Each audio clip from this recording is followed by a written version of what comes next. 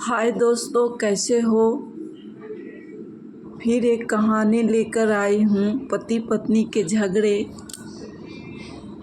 इसे पढ़े, शेयर करें और सब्सक्राइब भी करें। कहानी पसंद आए तो लोगों को भी सुनाएं। कहानी शुरू किया जाए। हर शादीशुदा जोड़े को पति पत्नी के झगड़े की ये कहानी एक बार ज़रूर पढ़नी चाहिए। इस मार्मिक कहानी को पढ़कर हो सकता है आप अपने जीवन साथी की कीमत समझ जाओ और आपके बीच होने वाले झगड़े कम या ख़त्म हो जाए। इस कहानी के किरदार का नाम है प्रज्ञा और समर्थ। प्रज्ञा, समर्थ, यह वीडियो देखो कितनी कॉमेडी है। समर्थ, प्रज्ञा प्लीज़ मुझे मेरा काम करने दो, मुझे परेशान मत करो। ऐसी फालतू बातें सुनने के लिए मेरे पास तुम्हारे जैसा फालतू वक्त नहीं है।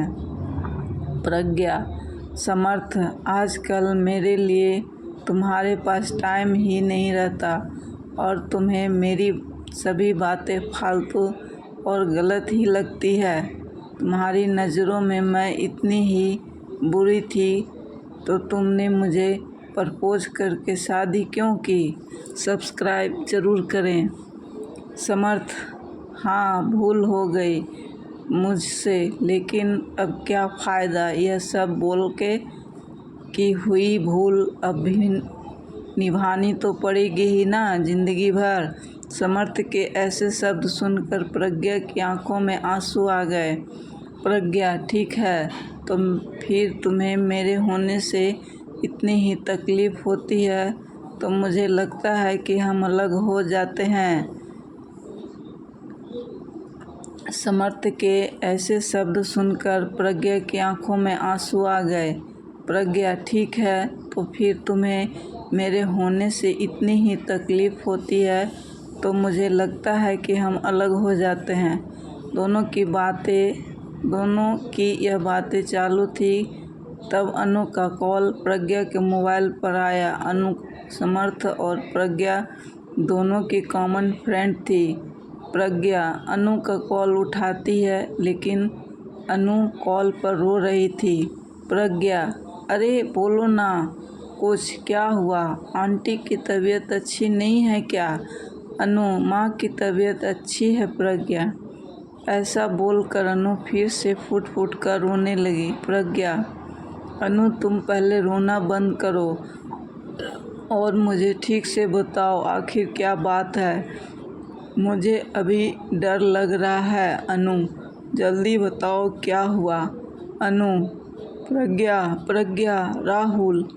प्रज्ञा, क्या हुआ राहुल को?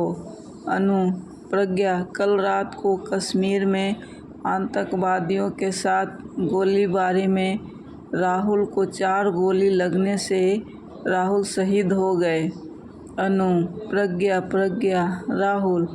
प्रज्ञा, क्या हुआ राहुल को? अनु, प्रज्ञा, आज कल रात को कश्मीर में आतंकवादियों के साथ गोलीबारी में राहुल को 4 गोली लगने से राहुल शहीद हो गए। प्रज्ञा, अनु हम दोनों अभी आते हैं तुम्हारे पास, तुम संभाल खुद को और आंटी को भी, हम पहुंचते हैं जल्द से जल्द उधर। ऐसा बोलकर प्रज्ञा फ़ोन रख देती है और समर्थ को राहुल और आतंकवादियों में हुई फायरिंग और राहुल के शहीद होने की बात बताती है। समर्थ भी उसकी बातें सुन हो गया, लेकिन तुरंत वह दोनों अनु के घर जाने के लिए रवाना हुए। प्रज्ञा, सच में समर्थ, अनु और राहुल की ज़िंदगी देखकर समझ में आता है कि हम कितने दुखी और खुश हैं, लेकिन हमें उसकी कीमत ही नहीं पता।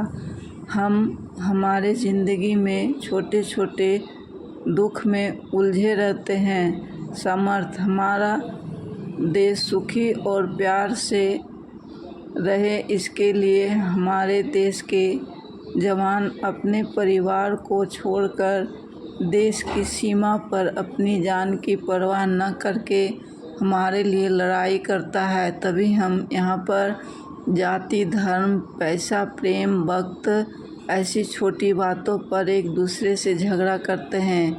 प्रज्ञा: हाँ, चलो फिर आज से हम एक दूसरे की भावनाओं की कदर करेंगे और प्यार का सम्मान करेंगे, एक दूसरे को समझने की कोशिश करेंगे।